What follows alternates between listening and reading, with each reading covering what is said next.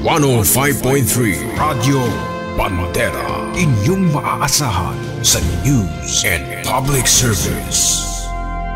Ito ang bagong radyo ng sambayanang Pilipino. Radyo Bandera. Tahanan ng mga balitang totoo, musikang bago at may serbisyo publikong taos sa puso. 105.3 Radio Bandera. Iwawagayway ang bandera ng balayang pamamahayag. Oras Pilipinas, ganap na pong alas 8:33 ng umaga. Radyo Bandera, Kuskus, Bandera, Kuskus, Bandera. Maghahatid ng impormasyon at mga nagbabagang balita. Tatalakay sa mga usaping pambaya sa ilalim ng nag-iisang bandera ng Republika ng Pilipinas. Ito ang programa maglalahad ng katotohanan. Kukuskusin, babatikusin ang mga pasaway sa gobyerno at sa ating lipunan. Kuskus, Bandera, Kuskus, Bandera. Sandigan ng mamamayan, kakampi ng mga ina. Kuskus, Bandera, Kuskus, Bandera. Natatanging programa sa radyo na nabubuhay sa maalamat na kasabihan ni Attorney Ruben Arcanoy. Ang lungsod na nasayo, maoy makahatag kusog sa demokrasya. Apan ang lungsod nga mapasagaron, maoy makapukan sa atong kagawasan. Kuskus, Bandera! Kuskus, Bandera! At ngayon, narito ang inyong anchorman.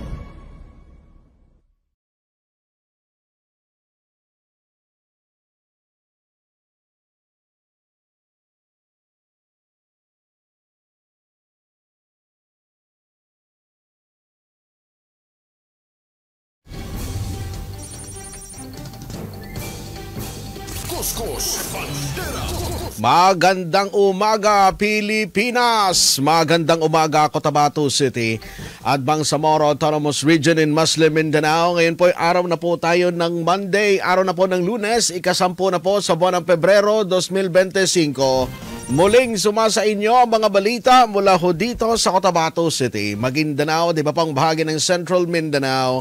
Ihahatid po namin ang live mula dito sa Bandera News Center sa lungsod ng Cotabato. Sabayan din po tayong napapanood sa inyong telebisyon sa Bandera News TV, Channel 33 at Channel 4 ng Maguindanao Sky Cable. At live din po tayo ngayon sa Facebook page ng Bandera News TV Cotabato. Ako po ang inyong tagapagbalita, Jasper Acosta, at narito na ang ating mga nagbabagang balita. Patay ang 2 empleyado ng Project Tabang ng Bangsamoro Government matapos na tumaob ang kanilang sinasakyang bangka at malunod ang mga ito sa karagatan sa lalawigan ng Tawi-Tawi. Base sa report, kinilala mga biktima na sina Akran Serilla na residente ng Crossing Simuay, Sultan Kudarat, Maguindanao at si Muammar Nononga na residente naman ng Cotabato City. Magsasagawa sana ng medical mission ang tanggapan ng Project Tabang sa lugar nang mangyari ang insidente. Samantala, nakarating na sa Cotabato City ang 12 na nalunod matapos po na tumaob ang kanilang sinasakyang bangka. Samantala, patay naman ang Assistant Schools Division Superintendent sa probinsya ng Sulu ng pagbabarilin noong araw ng Biyernes. Kinilala ang biktima na si Dr. Sonatria Gaspar, Assistant Schools Division Superintendent ng MBHTE sa Sulu. Base sa report, binaril ang biktima sa mismong opisina nito sa Scott Road, Barangay San Raimundo sa Jolo, Sulu. Inaalam pa ngayon ng PNP sa kanilang investigasyon kung ano ang motibo at kung sino ang suspek. Mariin namang kinokondena ng MBHTE BARM, Minister Mohager Iqbal, ang pagpatay kay Sulu Assistant Schools Division Superintendent Dr. Sonatria Gaspar. Nagpaabot din ng pakikiramay ang MBHTE sa pamilya at sa mga naulila ni Dr. Sonatria Gaspar at tiniyak na makipag-ugnayan ang otoridad sa upang maibigay ang nararapat na hustisya. Samantala, kulungan naman ang bagsak ng 28 anyos na lalaki dahil sa nabigong pagpatay sa sarili nitong pinsan na isang minor de edad sa barangay Rosary Hits 8 sa Cotabato City. Sa report mula sa Cotabato City Police Office, ang suspect ay tinago sa pangalang Nas, 28 years old na residente rin sa naturang lugar. Habang ang biktima ay itago lamang sa pangalang na si Has, 17 anyos, isang minor de edad na residente rin ng barangay RH8. Base sa report, umaga ng Biyernes nang makatanggap ng tawag ang Cotabato City Police Station 2 na sa di umano'y tangka na pagpatay ng suspect sa pinsan nito gamit ang isang kaldero at hinampas ito sa mukha. Agad na naisugod sa pinakamalapit na ospital ang biktima upang lapatan ng lunas, habang ang suspect naman ay nakakulong na yon sa Police Station number 2. Samantala, patay naman sa pamamaril ang LTO chief ng pikit sa North Cotabato nang ito ay barilin ng hindi pa natukoy na suspect sa barangay Inugug sa Pikit, North Cotabato noong araw ng Biyernes. Base sa report ng PNP, kinilala ang biktima na si Johnson Endil, Chief Officer ng Land Transportation Office sa Pikit, North Cotabato at MILF-BF Political Chairman. Ayon sa investigasyon, sakay ng kanyang sasakyan ng biktima nang bigla itong lapitan ng gunman at pinagbabaril. Naisugod pa sa ospital ang biktima, ngunit hindi na ito umabot pa ng buhay. Iniimbestigahan pa ng PNP ang naturang shooting incident at mariin namang kinukundina ng Ministry of Transportation and Communications ang pagpatay sa biktima.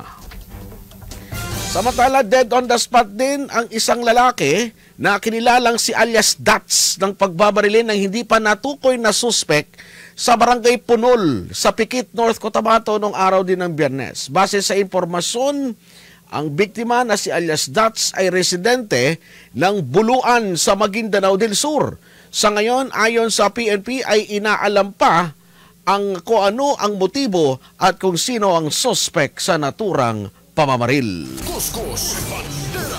Kuskus Bandera. Samantala, sa balitang nasyonal naman, sasampahan ng kasong kriminal ng Citizens Crime Watch si House Speaker Martin Romualdez at ilang pang kongresista sa Quezon City Prosecutor's Office ngayong araw ng Lunes. Ito ang kinumpirma ni Diego Magpantay, Pangulo ng Citizens Crime Watch, sa isinagawang news forum. Kasong falsification of legislative documents ang isasampa sa kanila dahil sa umano'y insertion ng 241 billion pesos sa national budget ng General Appropriations Bill.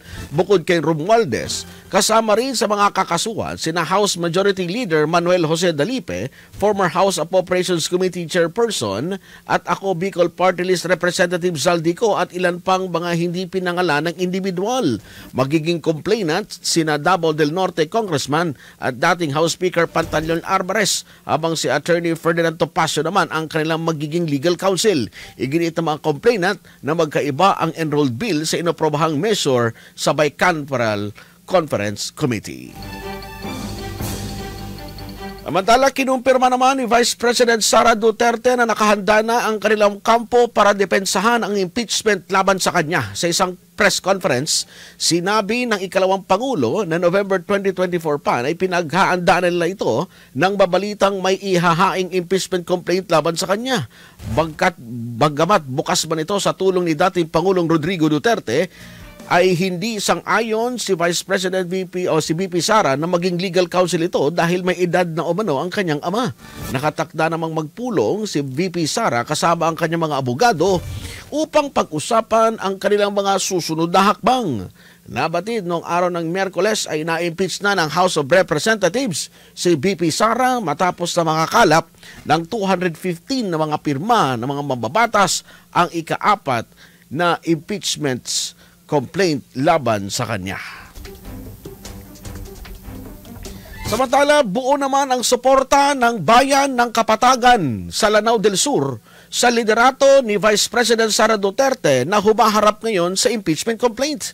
Itong sinabi ni Kapatagan Lanao del Sur Mayor Raida Bansil Maglangit sa panayam ng Bandera News. Labis na ikinalulungkot ng alkalde na ang ibinoto ng nakararami ay posible na ma-impeach ng iilan lamang sa Kongreso. Nakahanda ang Bayan ng Kapatagan ayon sa alkalde na magpakita ng buong suporta kay VP Sara sa kanyang laban kontra impeachment. Pinuri rin ng alkalde ang naging hakbang noon ng Duterte administration sa war on drugs dahil ramdam ng mga Pilipino na ito ay naging matagumpay kontra kriminalidad. Narito si Kapatagan Mayor Raida Maglangit.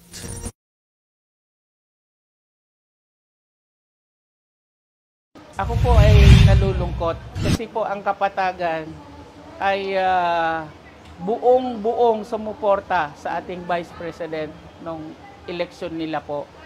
Alam po ng mga pamilya Duterte or ang ating mahal na presidente si Digong na laking pasasalamat namin dahil nawala talaga ang droga dito nung time na administration niya.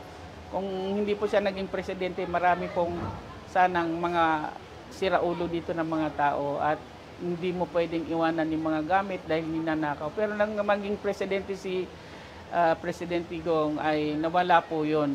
At naging drug-free ang Kapatagan. Drug-cleared kami. Hanggang ngayon, nalulungkot ako kasi paunti-unti na naririnig na bumabalik mga drugs. So, itong lugar namin, binabantayan namin na hindi talaga kami mapasok. Yung aming pag-drug-cleared municipality ay gusto namin yung tuloy-tuloy na. So, nalulungkot ako ngayon na humaharap ngayon si Vice President Sara na impeachment, na binoto siya ng tao na basta-basta na lang i-impeach ng ilang tao. Kami ay bumoto kay Sara, buong munisipyo, landslide po ang boto dito ni Bongbong Marcos at si Sara. Naniwala kami kay Bongbong dahil kay Sara. Kung wala po si Sara sa kanya, hindi po namin siguro mabubuo yung tulong kay President Marcos. So yun po, nalulungkot po ako. Gusto ko iparating kay BCE Presidente Sara na ang Kapatagan Municipality po ay suportado po sa iyong laban. Ano man kung malapit lang Manila, kasama mo kami lagi. Kasi babae ako at babae ka rin, kaya magsuportahan ng mga kababaihan. Mabuhay ang mga kababaihan.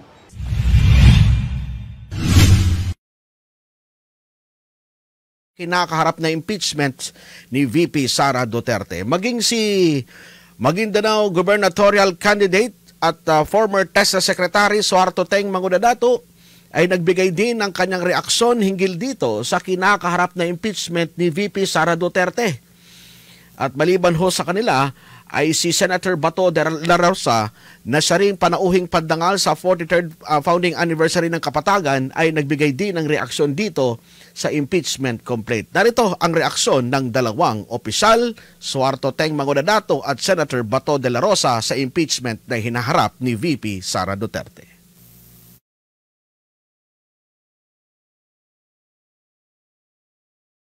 Well, wala na rin yun eh. Kasi wala ng Congress sa adjourn na.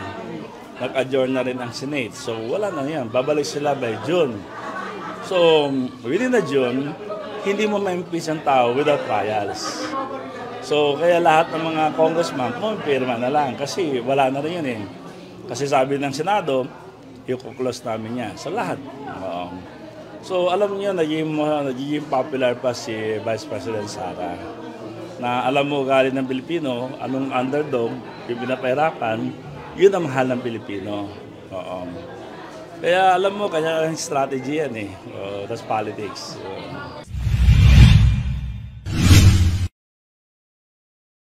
Expected ko na yan dahil talaga matagal na yung plano.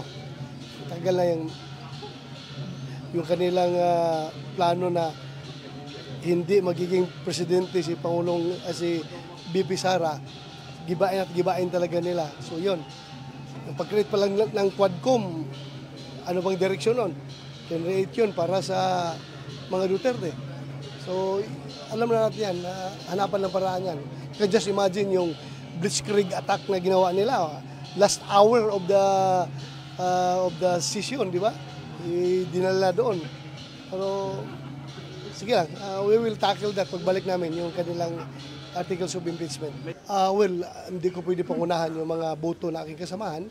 But then, tingnan natin pag magkakaroon ng trial, malalaman ang katotohanan yan.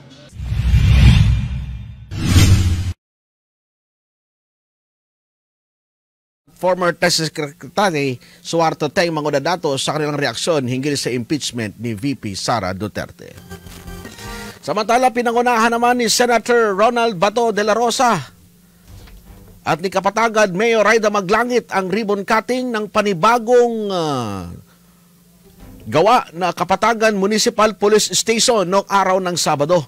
Ang police station ay isa lamang sa mga pangako na tinupad ni Senator Batol de la Rosa para sa mga residente ng Kapatagan, Lanao del Sur upang maging ligtas at maipatupad ang peace and order situation dyan sa bayan ng Kapatagan. Hinihikayat din ito ang lahat ng mga residente at ang mga kapulisan, lalo na ang mga membro ng Kapatagan Police at Lanao del Sur Provincial Office, na pagbutihin pa ang kanilang serbisyo at paigtingin ang kampanya kontra illegal na droga at sa lahat ng uri ng krimen. Narito si Senator Bato de la Rosa.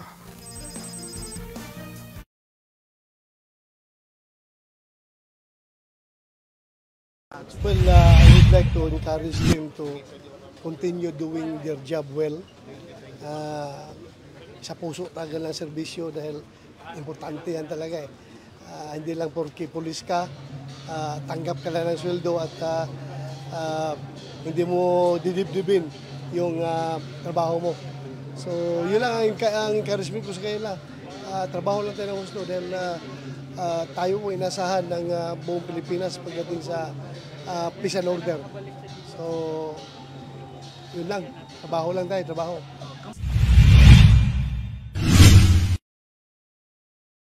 Umapila naman si Maguindanao del Norte gubernatorial candidate Suharto Teng Mangudanato sa kanya mga kapwa kandidato ngayong halalan na huwag gawing away ang anumang usapin na may kaugnayan sa politika. Mas mainam niya na ipakita sa taumbayan ang pamumuno o leadership na makakatulong sa komunidad. Ang politika, ayon kay Teng Mangudanato, ay hindi barilan, bagkus ito ay pagalingan sa pagpresenta ng plataporma, mga nagawa, performance at mga gagawin pa para sa probinsya. Dapat ang isang leader ay performance-based kung saan meron itong maituro na ginawa na nito sa komunidad at higit na nakakatulong sa nakararami. Narito ang kanyang pahayag.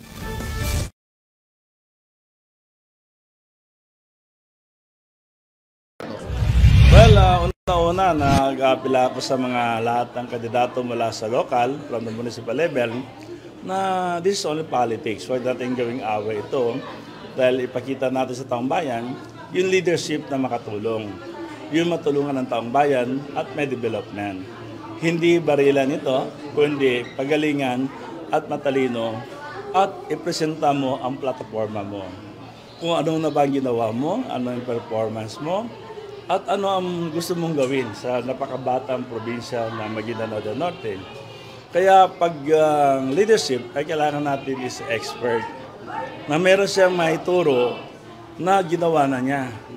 Hindi yon gagawin pa niya. Dapat yung may ginawa na. Kasi performance basis yan eh.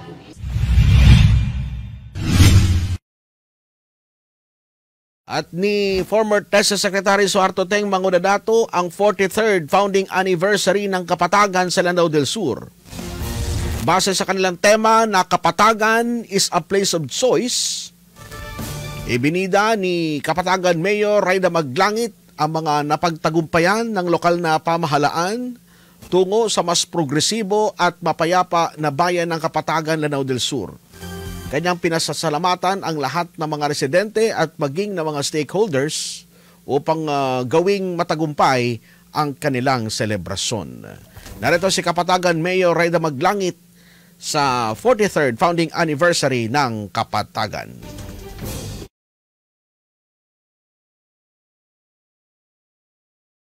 Magandang 43rd anniversary ng Kapatagan, Lanao del Sur.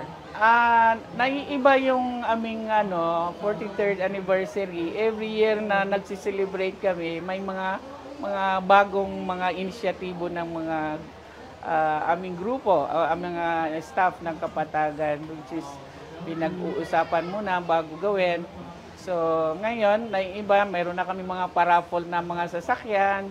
So, yung nag-enjoy talaga ang mga taga-Kapatagan this year kasi yung gabi-gabi na lagi kaming nandito, nag-enjoy lahat. So, ngayon, lahat hindi na kagaya dati na masyadong sensitive sa mga, lalo na sa mga palabas. Ngayon, na open-minded na yung mga tao na hindi na ganun na pag sinabing Maranao, masyadong sensitive sa mga ganyan, hindi pa sila na-open sa ano. Parang hindi pa na ano yung utak nila na ganito ka ano yung mga kanta-kantahan, lalo na ano, lagi tayo binabas dati pag ganyan. So ngayon okay naman na, tanggap na ng mga tao. So super kami masaya dahil marami kaming nabago, yung aming medical mission, yung aming feeding program, yung aming tsinelas na pinamigay, yung grupo ni Gopteng na nandito sa Tampil Tano sa Maguindanao del Norte, yung kanyang medical groups na nandito, pati lahat na ng equipment nandito, talagang maraming naka-benefits sa mga programa na yun na binigay dito for 2 days, 7 and 8 ngayong araw. A place of choice. Kapatagan is always a place of choice. Kasi nga dito, tahimik dito, peaceful municipality. Makikita mo dito yung pagmamahalan ng mga tao, bawal dito ang mga chismosa. So, mayroon kaming anti-chismis law na isinagawa dito na pag mahuli kang nagpo-post ka sa FB, nagmamarites ka na magiging cause ng rido or problema sa ano, mayroon kang penalty or magkukos din yan ng kulong sa in 1 month para ano talagang ano hinigpitan natin yung ganyan na policy. Sa ating mga taga-Kapatagan, maraming salamat po sa patuloy niyong pagsuporta sa Local Government Unit of Kapatagan. Sana po napasaya namin kayo sa gabi-gabi nating mga palabas. Ngayon din papasalamat ako, ngayon lang nagkaroon ng basketball game na dinalaw din kami ng mga foreigner, mga imported sila, yung mga negro yata ang tatangkad. So tuwang-tuwa yung mga taga-Kapatagan, ngayon lang sila nakakita ng mga matatangkad ng mga basketball player. So yun po yung naging highlight namin sa basketball, at unang-una din na hindi nagkaroon ng problema, walang nagkaroon ng away. So smoothly, talagang nagiging edukado na yung mga kabataan dito sa Kapatagan. So unti-unti natin yung mga kabataan natin ay ma-develop din yung kanilang sportsmanship.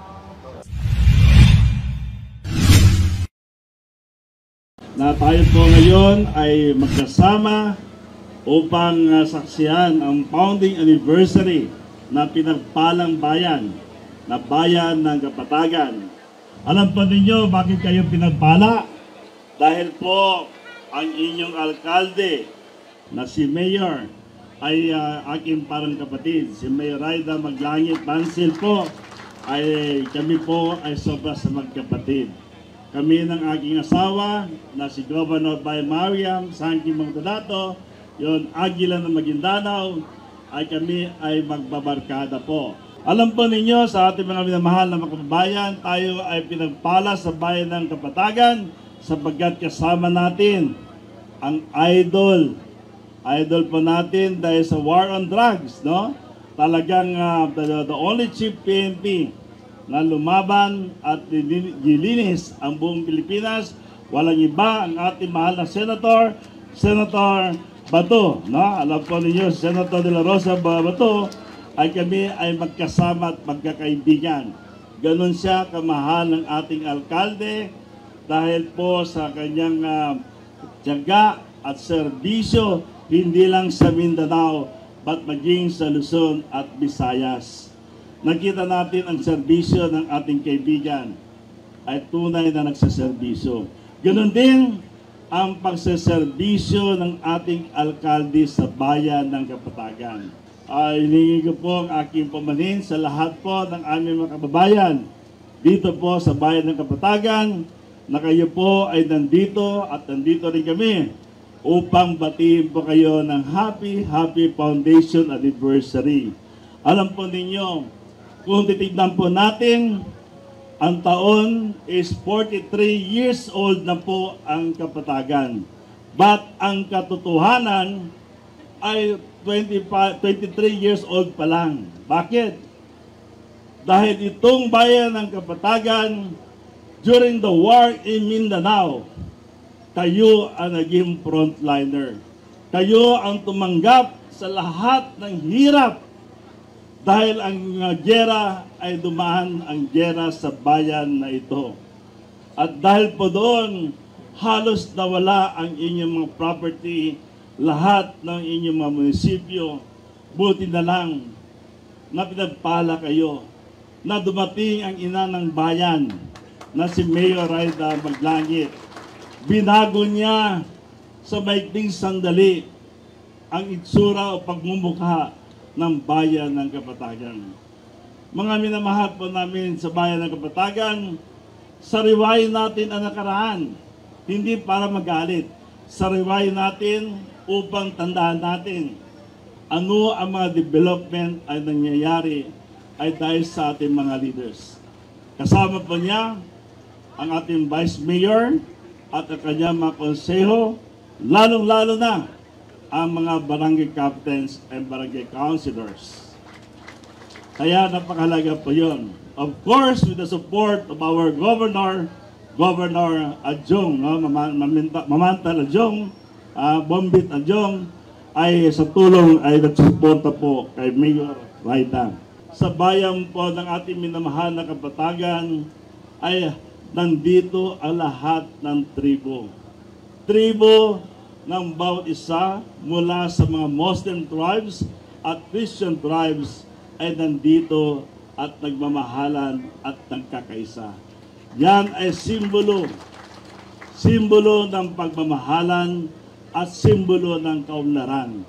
Kaya nakita ninyo for 23 years since the year of war in Mindanao, yung transformation na yan ay isang bahagi na pwede nating ipagmalaki. Kaya pinagpala po ang inyong bayan. Pinagpala sapagkat alam ang guest of honor and speaker sa 43rd araw ng Kapatagan. Ganap na pong alas 9 ng umaga at paanunsyo ipinapaalam sa lahat ng mga magulang na ang Cotabato City National High School Annex Don Isero site na matatagpuan sa Ross Rides Drive, Cotabato City ay bukas na po sa maagang pagpapatala o early enrollment ng mga mag-aaral mula grade 7 hanggang grade 11 na magsisimula sa January 31 hanggang February 22 ng taong kasalukuyan. Karapatan po ninyo na makapag-aral kaya wag nang patagalin at pumunta na po tayo upang makapagpatala sa CCNHS Don Isero site. Libre po ang pagpapatala, walang bayad at yan po ang panawagan mula sa kanilang school administration.